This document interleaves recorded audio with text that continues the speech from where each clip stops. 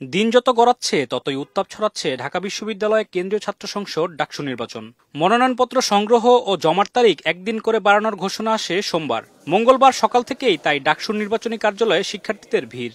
সত্যিকার অর্থে আমরা ছাত্ররা নিজেদের কণ্ঠগুলো আমরা ছেড়ে আমাদের দাবিগুলো আমরা তুলে ধরতে পারছি। এই জন্য হচ্ছে বিশ্ববিদ্যালয়ের জন্য যেন কোনো কাজ করতে পারি, এই জন্যই আসলে এই নির্বাচনটা করা। ঢাকা বিশ্ববিদ্যালয়ের একটা বড় অংশ হচ্ছে সাধারণ শিক্ষার্থী, যারা কোনোভাবেই কোনো রাজনৈতিক দলের সাথে সম্পৃক্ত নয় এবং তারা এমন কাউকেও চায় না যে আসুক যারা নিজেদের দলের এজেন্ডাকে বাস্তবায়ন করুক। মনোনয়নপত্র জমা দিয়ে ঢাবি শিবির সভাপতি SM ফরহাদ ঘোষণা দেন তাদের প্যানেলের নাম ঐক্যবদ্ধ শিক্ষার্থী জোট। একদিন সময় বাড়ানোকে পক্ষপাতপুষ্ট আচরণ হিসেবে দেখছেন শিবির নেতা সাদিক কায়েম।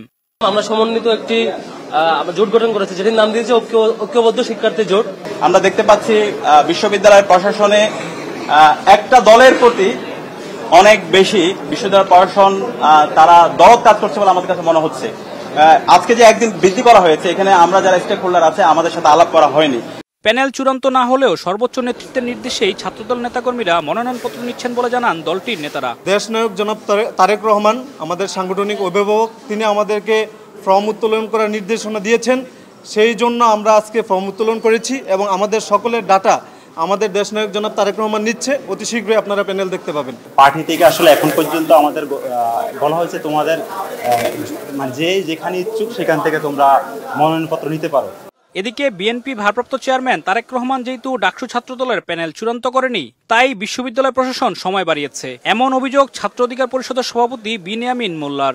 পত্র পত্রিকায় যেটা আমরা পড়লাম, ছাত্রদল এখনও তাদের প্যানেল ঠিক করতে পারে নাই এবং গতকালকে ছাত্রদলের একজন ক্যান্ডিডেট মনোনয়ন সংগ্রহ করতে এসে বলছেন যে ওনাদের কোন পদে কে নির্বাচন করবেন সেটা ঠিক করে দিবেন জনাব তারেক রহমান, ওনাদের সাংগঠনিক অভিভাবক। তবে ছাত্রদল কিংবা অন্য কাউকে সুবিধা দিতে নয়, সবার কথা ভেবেই মনোনয়নপত্র তোলা ও জমাদানের সময় বাড়ানো হয়েছে বলে জানিয়েছেন চিফ রিটার্নিং কর্মকর্তা। গত 12 তারিখ থেকে আপনারা এখানে সবাই সাক্ষী ছিলেন। এখানে কোনো ছাত্র সংগঠনের পরিচয় কেউ আসে নাই। ডাকসুতে কোনো মার্কা এবং কোনো সংগঠনের পরিচয় নাই। শুধুমাত্র আমাদের গঠনতন্ত্র অনুযায়ী বৈধ ছাত্রছাত্রীরা এখান থেকে ফর্ম নিয়েছে, ফর্ম জমা দিয়েছে। এর বাইরে কোনো ধরনের পরিচয় এখানে কিছু হয়নি।